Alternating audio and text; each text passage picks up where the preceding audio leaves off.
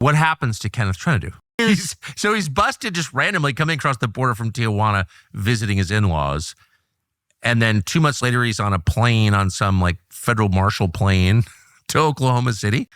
That's exactly what happened. And the family couldn't figure out why. They were concerned and suspicious.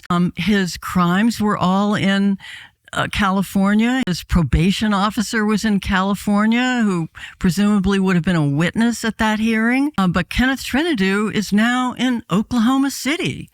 And just to complete the timing, this is approximately 1 week after the indictment came down in the McVeigh case.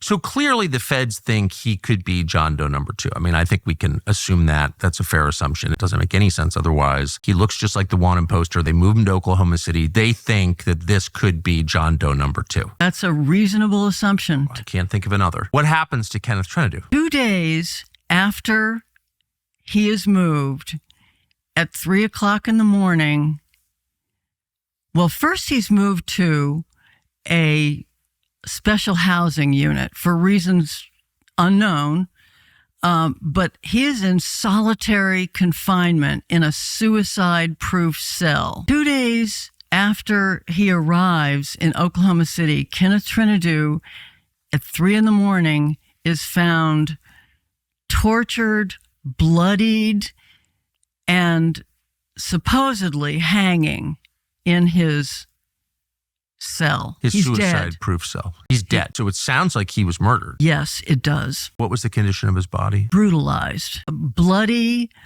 stun gun-like injuries on his feet, bruises, lacerations, all the signs of a terrible beating. So he was beaten to death by the feds, it sounds like. It does. However, if I could just complete the picture here of how the family found out about this death, it came as a phone call to Mrs. Trinidu, his mother, and it was the associate warden to tell her that her son, Vance Paul Brockway, had killed himself. Well, this wasn't even a name she knew. She said, I don't have a son named Vance Paul Brockway. I do have a son named Kenneth Trinidu who is in your facility.